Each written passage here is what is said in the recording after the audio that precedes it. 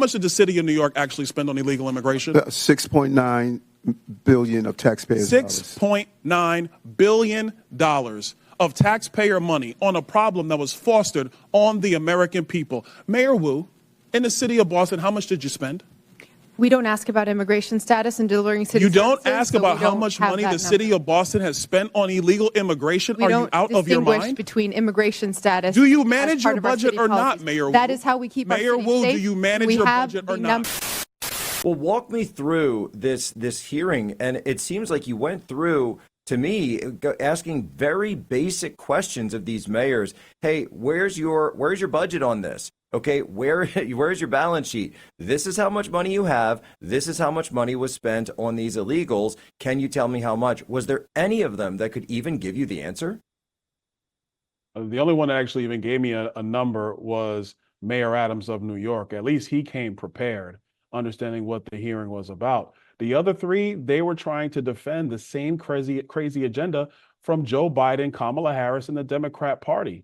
And it was so crazy. Like, really what pissed me off was the non-answers given to so many of my colleagues on basic stuff like, would you work with ICE if they have a detainer for an illegal immigrant? And they kept going down this line of, well, if it's a criminal detainer, yeah, we'll do it, which means that if ICE just puts in the order for deportation procedures, you have these blue city mayors that will protect the illegal immigrants against following federal law and orders from ICE and from the Trump administration. So by the time questioning got to me, I was already upset and furious with them. And then we started going through just the details of, well, how much money did you spend? And they couldn't even give you a clear answer, which demonstrates that they are not serious about following the will of the American people. And I would add the will of the citizens of their own cities. Because if you ask people in Chicago, in New York, in Denver, in Boston, they don't want to see rampant illegal immigration and see their taxpayer dollars go to protecting it. Their citizens are sick of it, so that's why they had to be exposed yesterday in committee.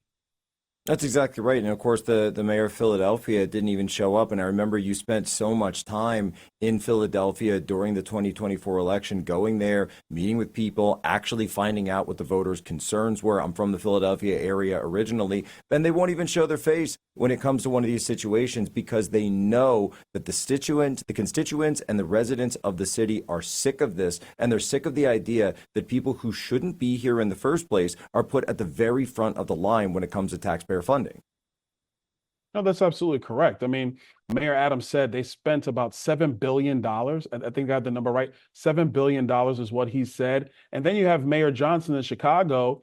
This idiot, he goes, well, it's 1% of our budget. Well, what is that number? I asked him several times, what's the number? He keeps saying 1% of your budget. And I don't think he was being accurate, but that's what he kept saying in committee. And so the question is, if you're the mayor and you don't even know how much money you've spent on this, that's a problem. But to on a bigger note, they spent their time blaming Ron DeSantis and Greg Abbott for their illegal immigration problems when it was Joe Biden that unleashed this massive illegal immigration on our country. And they didn't do anything to try to get Joe Biden to reverse course. We're just happy that the American people did the heavy lifting, getting rid of Joe Biden and Kamala Harris and bringing Donald Trump back. And it's as simple as that. It really is as simple as that. By the way, 1% of the budget of I love when they played that game, right? It's just 1%. Like with USAID was just 1% of the federal budget, or, it's less than 1%. No, when you're talking about budgets like this, I'm sure that the budget of Chicago is probably something like $15 to $20 million, billion dollars. So 1% of that is an extremely large amount of money. But of course, they try to play these games with the numbers. That was just 1%. It's just 1%. Like if I go to my wife and I said, don't worry, sweetheart, I only spent 1% of our income, giving it to the, the drug dealers down the street. It's totally fine. Don't worry about it. No, I think Tanya's going to be a little upset with me. No, totally agree. Those people aren't serious. And it's really indicative of something else. We have to get serious. Tell people the truth. You can't have leadership like this and what has traditionally been great American cities. Like I'm from Brooklyn, New York. New York's a great city. The government's a mess and it's trash, especially state government, because Kathy Hochul, she's the worst. She's one of the worst governors we have. She's doing a terrible job in the state of New York. Chicago could be a great city again, but you have the current mayor that's a mess. You have their governor who's a mess, and they're not doing the right thing out there. I mean, look what's happened in California. The Golden State is no longer the Golden State. They have squandered all the precious resources that California has. It's the largest state economy in our country, but their leadership in Sacramento has been atrocious. And this is why Americans are choosing Arizona, choosing Texas, choosing Tennessee, choosing Florida. And by the way, Arizona, you better be careful because your governor is a joke. You need a better one. Hopefully that gets done in a couple years from now. But, that's why people are leaving those states and coming to red states that value liberty, value the Constitution, and want citizens to be put first.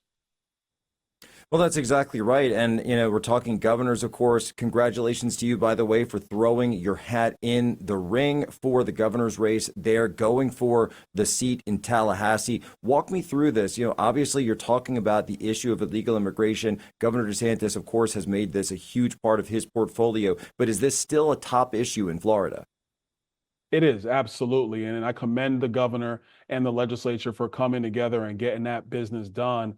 Governor DeSantis has been a leader on this. He absolutely has, making sure that in Florida, we are not going to allow for sanctuary status, and we're going to work with the Trump administration to remove illegal aliens from our country. It was the number one issue on the campaign trail last year. It's still the number one issue. Florida's leading the way on that, and it's really been a blueprint for other governors around the country to join what Florida's doing in order to help the administration get our country into a much more stable place. And this is about stability for the American people and actually getting back to the rule of law.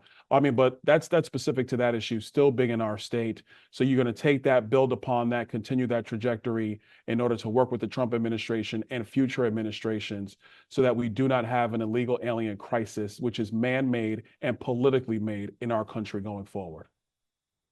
Well, it really is as simple as that. And when you talk about the basic breakdown in law enforcement, you have these areas all across the country. I know Philadelphia because that's where I'm from, but you have these cities, these major cities, New York, Chicago, Phoenix, where they won't even participate in the basic legal functions. There's something that I've talked about for a while, and it's this breakdown in the attacks on the underpinnings of society itself and civilization itself. When we talk about law and order, it's not, as a conservative, as a Republican, it's not really supposed to be a red versus blue thing. It's supposed to be hey, can you live your life, and is your quality of life going to be going up or down? I think everybody agrees that we don't want crime, that we don't want drug dealers, that we don't want criminal illegals. And so, Governor, is that something, or excuse me, Governor, soon to be governor, in your gubernatorial campaign that you'll be highlighting when it comes to really contrasting with what the other side is putting up? Absolutely. We want Florida to continue to be the model of how you govern a state, how you organize a state. Look, before you get into Republicans and Democrats and news cycles and media reports, the purpose of government is to essentially organize the society, state government, obviously, the states and the people that live within them, in order to have a cohesive, organized model where people can live in harmony and peace, where people can build a business, put food on the table, grow their families, kids can get educated, and you have a harmonious culture that allows for people to be to just live their best lives, to be fruitful in their lives, to be allowed to have their property, allowed to worship their God, allowed to have relationships with their fellow man. Government's job is just to organize some of the things that people can't do for themselves.